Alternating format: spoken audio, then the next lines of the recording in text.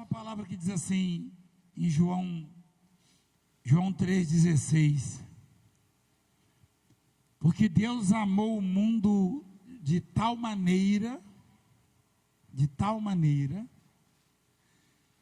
que deu o seu Filho unigênito, o seu Filho único, para que todo aquele que nele crer não pereça, ou naquele que nele crê não pereça, mas tenha a vida eterna. Deus amou o mundo. Olha para mim aqui, por favor.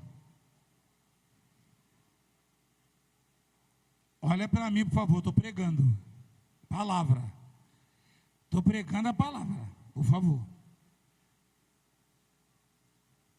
Porque Deus amou o mundo de tal maneira que deu o seu Filho unigênito, o seu único Filho, para que todo aquele que nele crê não pereça, não sofra, mas tenha a vida eterna. São dois mundos. Você quer ver uma coisa? A intriga, a calúnia, a fofoca é coisa do céu ou é coisa do mundo? Por favor, responde, igreja. Doença é coisa do mundo ou coisa lá do céu? Vocês estão com medo de responder, não? Miséria, fome é coisa do céu ou é do mundo? Pecado é coisa do céu ou do mundo? O mundo, a palavra já diz, né? Ele é cheio de imundícies. Drogas, aquela jovem senhora foi tirada do presídio, foi liberta das drogas. Estava sobre ela o jugo do mundo. Aí você lê que Deus amou o mundo. Os leigos, os que não têm muito conhecimento da palavra, não conseguem entender. Peraí, se o mundo é ruim, se o mundo é nocivo, se o mundo maltrata as pessoas, principalmente os crentes, por que Deus amou o mundo? Não é este mundo que Deus amou. O mundo que Deus amou somos nós, você e eu. Gente, nós somos o mundo de Deus, e as imundícies, as falcatruas, os golpes, a corrupção, as maldições que o mundo apresenta, todo tipo de fracasso, opróbrio, isso aí é outro mundo. Isso é conhecido como armas do mundo. Tem muita gente que desistiu da fé, porque uma arma do mundo foi forjada, foi usada contra essa pessoa. Tem muita gente que se suicidou por causa de uma arma, de uma investida do mundo. Você está ouvindo o que eu estou falando? Tem muita gente que desistiu de viver por causa de uma cilada, de uma investida vinda da parte do mundo. O mundo nos odeia. Quem já leu isso na Bíblia? Mas é o mundo que Deus amou que nos odeia, ou o mundo das imundícies? Das imundícies. Tá? Então Deus não amou aquele mundo, não. Deus amou o mundo que é você, que sou eu, que somos nós. E esse outro mundo é o nosso adversário. Você deve ter conhecido pessoas que ficaram 5 anos na presença de Deus. Outras 10 ou 15 ou 20 ou até mais, hoje não estão mais. Você deve ter conhecido pessoas que, há alguns anos, eu quero dar um abraço àquela senhora depois, tá, pastor, da bispo? Aquela do pano na cabeça aí, depois. Agora só escuta a palavra, tá? Então, eu conheço pessoas que foram meus colegas, que pregaram a palavra e que demonstravam amor, compromisso, fidelidade. Ô bispo Raimundo, eu pedi para você ir te pegar ela, não é? Então escuta a palavra, por favor, bispo. Eu vou fazer isso depois, na hora certa, vou chamar. Fala para ela escutar a palavra, filhinha, escuta a palavra. Não fala com o bispo agora não, escuta a palavra, por favor. É depois da palavra, a palavra vai mudar a sua vida. É? Gente, eu sou enjoado demais, gente, eu não aguento mais eu sou muito enjoado. Mas eu faço isso em prol da obra de Deus. Quem já percebeu? Da vida das pessoas. Como é que eu posso tirar a atenção da pessoa na hora da palavra? Eu não posso. Então, são dois mundos. O mundo que recebeu uma oferta da parte de Deus, a doação, a entrega do Filho, é a humanidade. E o mundo que sufoca, que desgasta, que cansa, que maltrata, que leva à desistência, é o mundo das imundícies. São os problemas, são as dificuldades da vida. Eu sei que Deus te trouxe hoje aqui, porque você é o mundo que Deus gosta, que Deus ama. Espera aí. E sei também que há setas e dardos e armas forjadas e maldições vindas da parte do mundo, desse outro mundo, para destruir sua fé, sua esperança, para frustrar os seus projetos, para impedir o sorriso no seu rosto, a alegria no seu coração, na sua alma. Só que eu lhes trago a única arma que vence o mundo, como diz na epístola de João, 1 João capítulo 5. E a introdução da mensagem com a passagem mais linda, mais extraordinária da Bíblia, que é João 3,16. Essa é a mais extraordinária passagem da Bíblia, porque ela revela o amor de Deus por nós. Você já viu alguma mamãe? Quem é mãe aqui? Levanta a mão. Tem muitas. E pai? E pai? Vocês já perceberam que em São Paulo é 50% pai, 50% mãe na igreja? É diferente, né? Dos lugares, geralmente as mulheres são a maioria. Lá não, lá é, às vezes até menos um pouco. Mas você já viu alguma mãe sacrificar o seu filho por causa de alguém estranho? Não, você não viu isso. Mas a mãe tem muito amor pelo filho. Mas Deus sacrificou o filho por nós quando nem amigos dele éramos ainda. Então, eu expliquei para você o que é mundo, adversário, inimigo, tá? E mundo que Deus amou. Agora vamos lá em João, 1 João 5. Porque todo que é nascido de Deus, não, vamos lá, filhinho, em cima, vamos do começo. Todo aquele que crê que Jesus é o Cristo, é o quê? Quem é que crê que Jesus é o Cristo? Quem crê? Você sabe o que quer dizer Cristo? Quem sabe? Quem falou? Parabéns. Ah, se empolgou, né?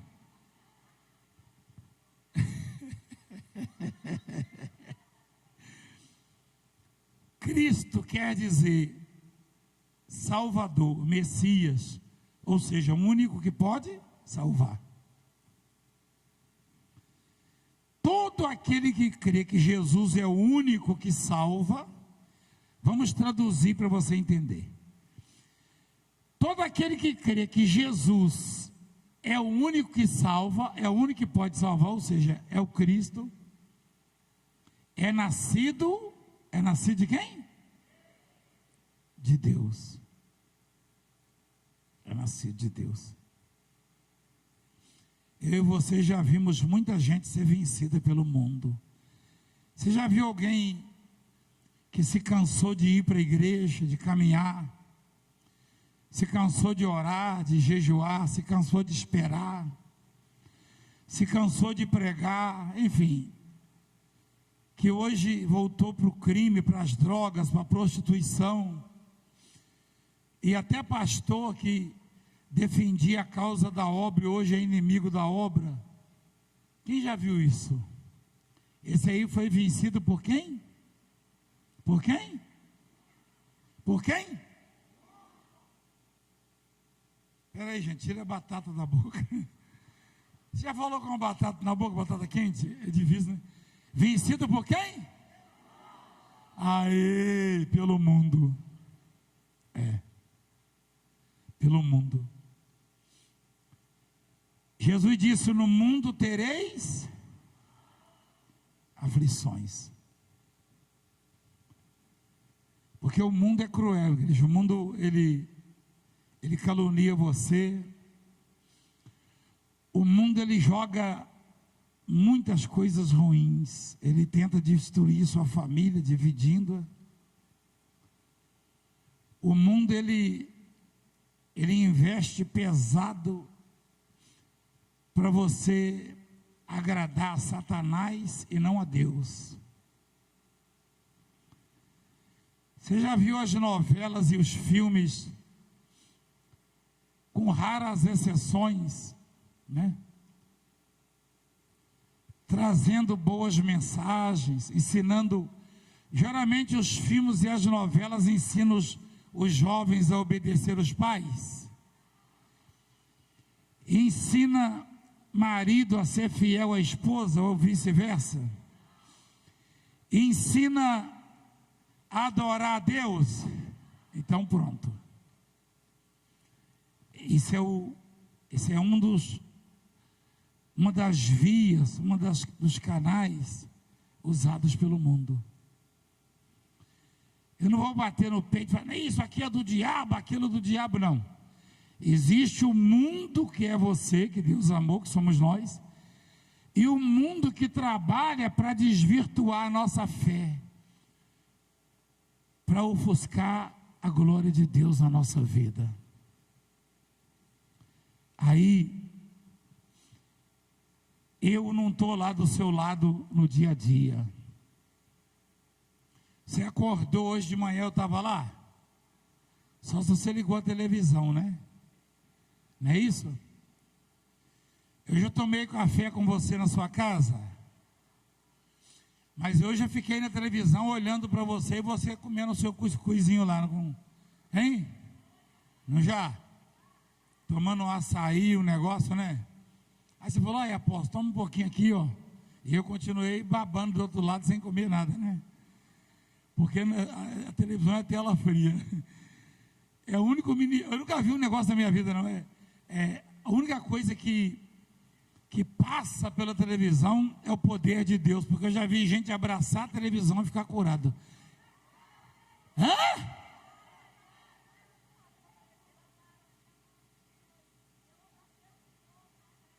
Aí não vai ligar seu microfone, Fê.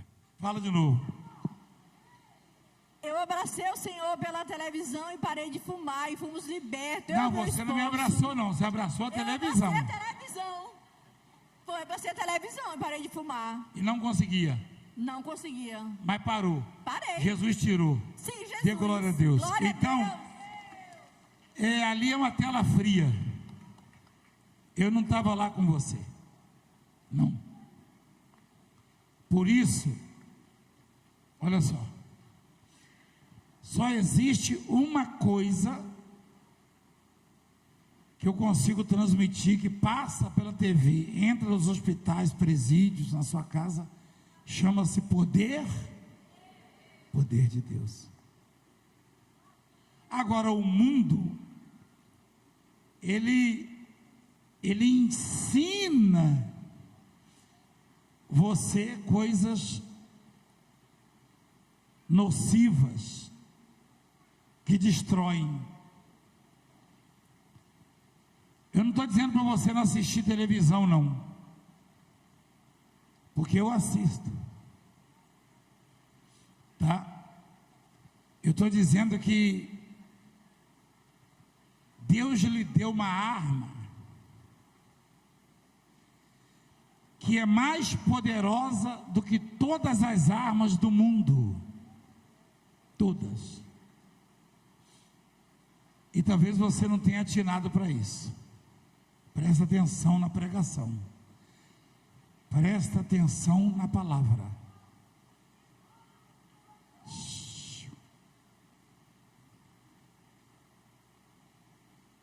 Todo aquele que crê que Jesus é o Salvador,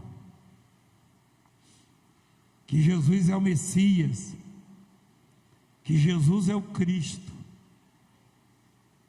esse é o que, igreja? Nascido. Tem jeito de saber quem está com seu filho aqui, com a sua filha, biológico? Quem está aqui em cima? Cadê? Cadê seu filho? Não, você vai procurar na rua, deixa. Essa menina é sua filha? Quem é sua? Vem cá, filha. Ele é adotivo ou você gerou ele? Esse senhor. Eu tenho a impressão que esse moço nunca vai ficar careca. Ai, que cabelo bonito. Cheinho. O meu também não era bom igual o seu, mas era cheinho. A bispa me chamava de agarradinho. Agarradinho é um boneco, tinha um cabelo na testa. De tanto cabelo que eu tinha. Mas também, com 60 anos, não está muito ruim, não. Ainda tem um pouco, né? Não, sim, senhor, está bem. Estou bem, obrigado. Tá bem. Mas você tem tanto cabelo que você não vai ficar careca. Que legal. É um rapaz bonito. Ó, filhinha, Sim, senhor. você gerou ele? Sim, senhor. Aumenta o microfone dela ali. Sim, senhor. Eu gerei ele. Se esse rapaz for submetido a um exame de DNA, é possível comprovar que ele nasceu dela, sim ou não? Sim, senhor. Sim ou não? Sim.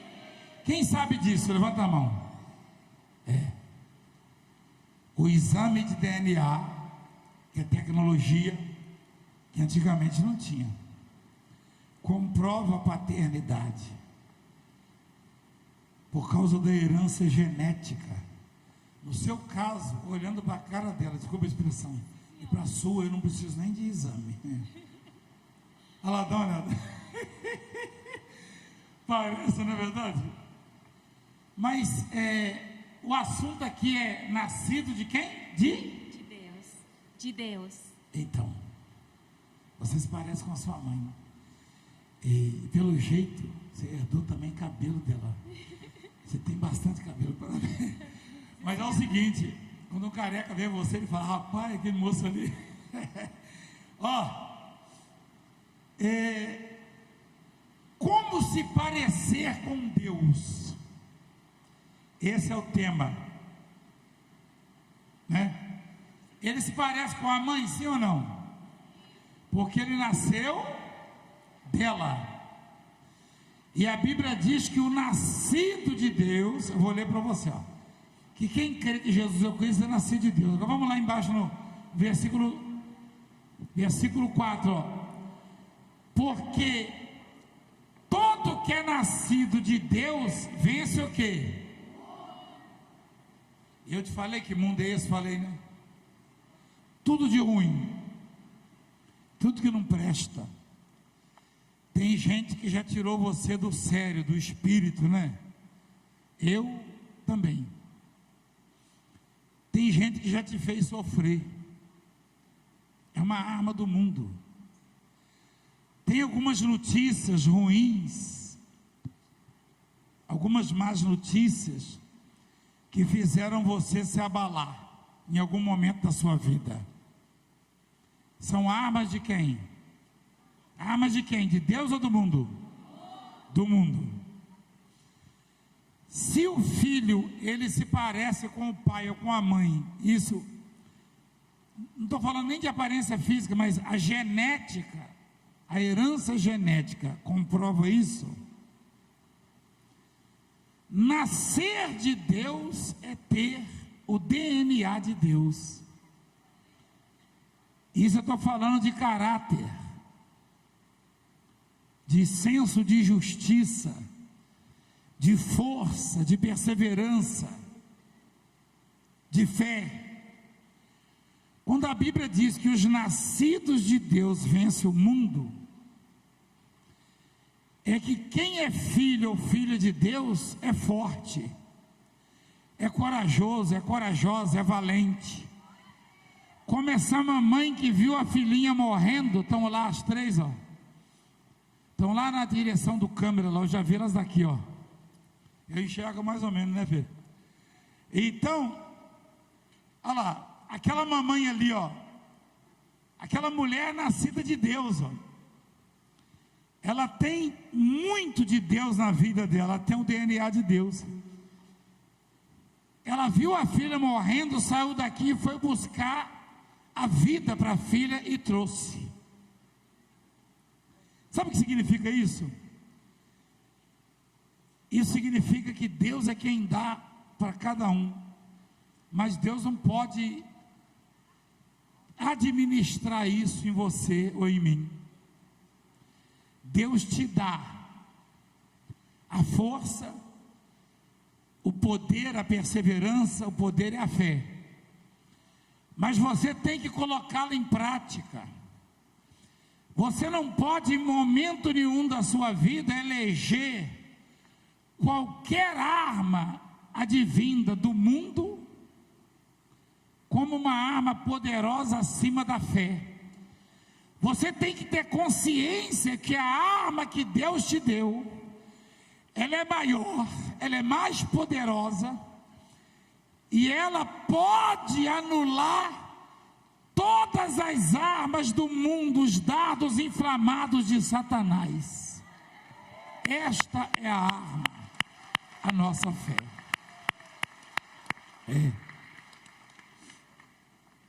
Então, foi o que ela colocou em prática, o que nós devemos fazer. E principalmente o bispo, o pastor, o obreiro, porque a nossa carga, a minha carga particular, já é grande, já é pesada. Mas eu levo a carga de muita gente. Quem sabia disso? Quem sabia disso? Quem tem consciência disso? Isso é bíblico. A Bíblia diz assim: levai a carga uns. Está escrito isso, bispo? Pastor? Olha lá.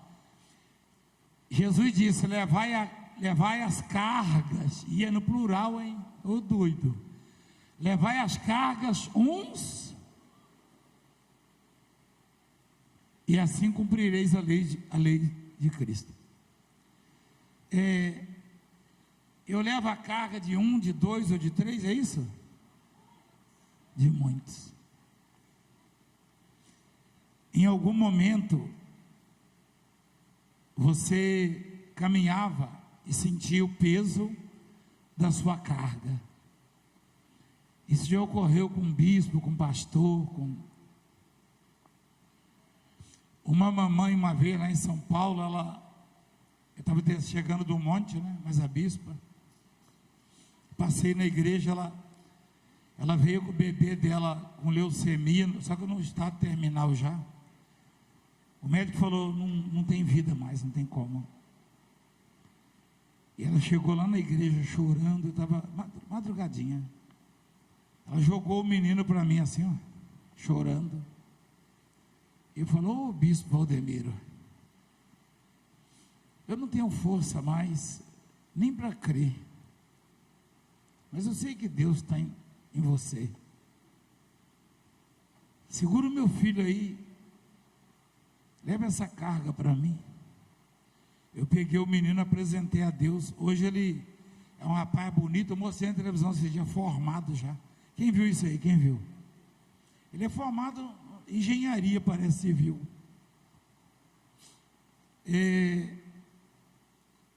As minhas cargas próprias já são difíceis, tá? Porque tem gente que me odeia e uns são investidos de autoridade. Você sabe disso? E eles usam algumas leis como pretexto. Eles fogem, na verdade. Eles saem do código, tá? Da lógica, e vão pelo caminho deles para me prejudicar. Então, minhas cargas são pesadas, tá? Pesadas.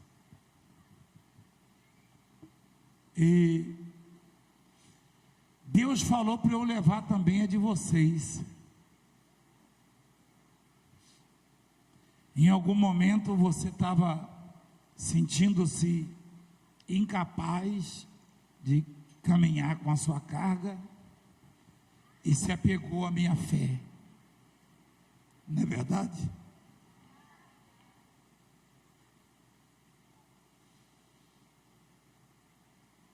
Como aquela mãezinha.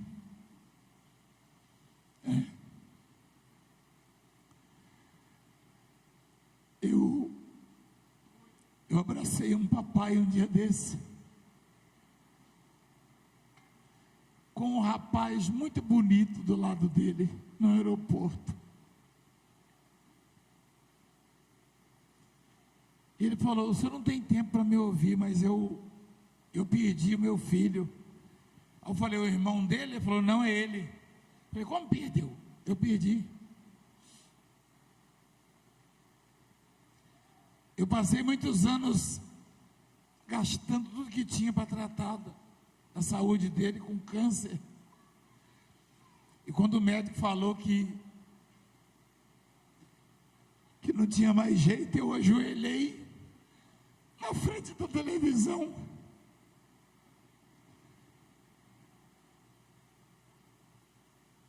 E eu falei: Senhor, eu não aguento mais carregar essa carga. Se ele é teu servo, põe sobre ele essa minha carga, pelo menos parte dela.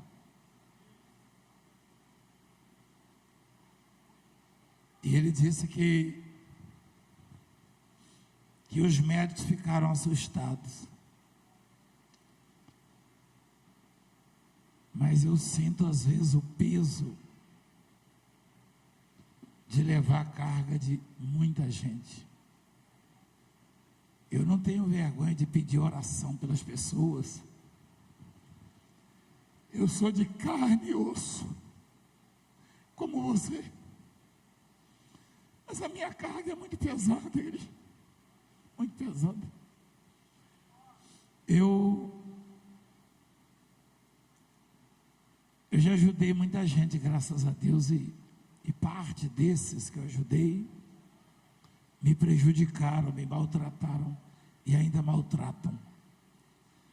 Alguns deles eu adotei como se fossem filhos, coloquei no meio dos que são nascidos de mim, da bispa, e hoje eles me maltratam, me machucam. Isso é pesado, igreja. Mas eu estou contando isso porque esse moço teve seu filho curado e ele falou: eu perdi meu filho. Eu falei: o irmão dele? Ele falou: não, ele. Mas o Senhor tomou um pouco do peso que eu carregava, porque eu pedi para Deus. E o curioso é que o Senhor estava lá na televisão pregando, se preparando para orar. Quando eu falei isso, parece que o Senhor sentiu alguma coisa ruim e começou a chorar na televisão. Ele falou. Falei, eu vou saber. O Senhor começou a chorar e se ajoelhou num sofá lá, no estúdio, e quando o Senhor terminou de orar, eu senti um alívio, e depois a resposta dos médicos. Hoje é esse moço bonito. Eu tenho orado para Deus lhe dar força, porque um dia Deus vai mostrar para o Senhor o tamanho da carga que o Senhor levou, que o Senhor carregou, suportou, e vai mostrar também essa gente que recebeu alívio através das suas lágrimas, das suas dores, das suas orações. Então eu estou contando por quê? Porque eu não teria suportado até hoje. Já tentaram matar, me tirar a vida muitas vezes. Muita gente pensou que eu ia pregar dentro de uma redoma blindada, ou protegido por um exército. Na verdade, pelo exército eu estou protegido, porque ninguém vê os soldados. Quem entende o que eu estou falando? Mas eu ando por aí. Ontem mesmo me perguntaram, mas é o Valdemir e ele anda assim? Ou anda de que jeito? Eu estava lá no meio do rio, lá passou um fiscal lá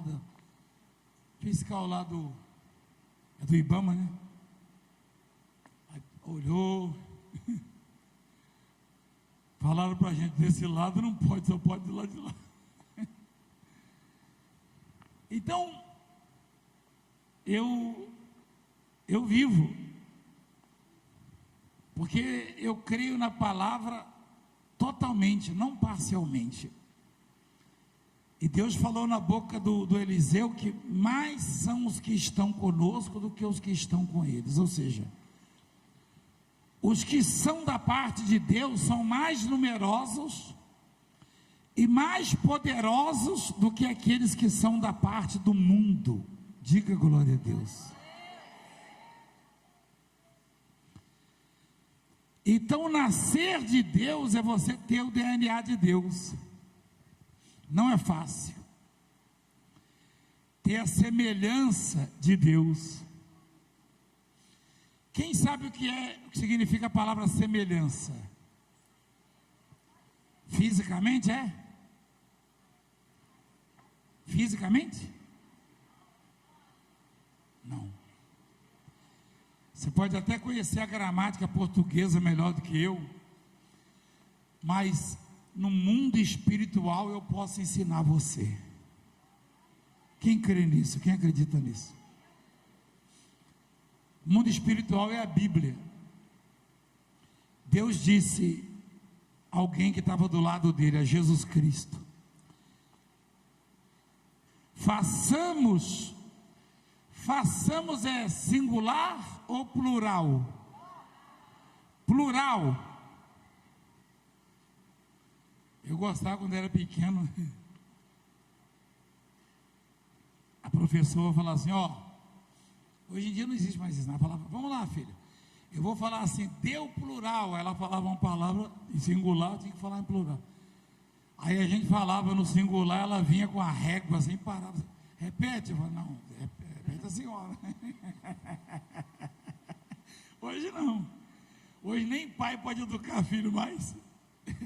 Antigamente até a professora educava, né? Eu estudei pouco, mas eu lembro disso aí. Aí, Deus disse, façamos o homem. Tinha alguém com ele, não tinha? Senão ele teria dito, farei o homem. E disfarçamos de alguém com ele, que era Cristo. Aí diz assim: façamos o homem conforme. Não, perdão. Façamos o homem a nossa, o que, igreja? A nossa, conforme a nossa. Você está repetindo imagem aí, porque você não está lendo, não? Façamos o homem a nossa imagem,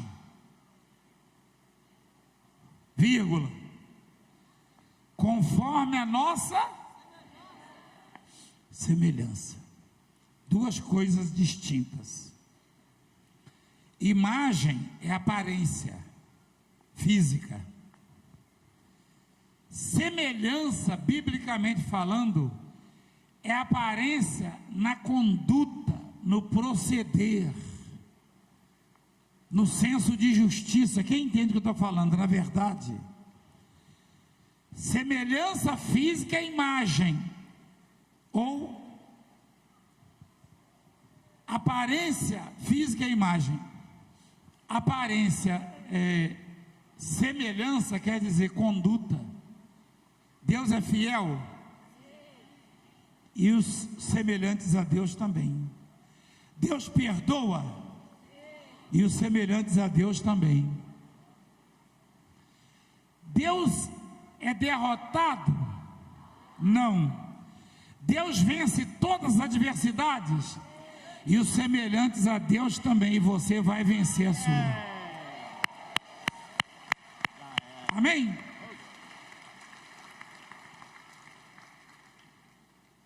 Só para confirmar, no livro de Jó, no capítulo 1, Jó era o que? Um extraterrestre.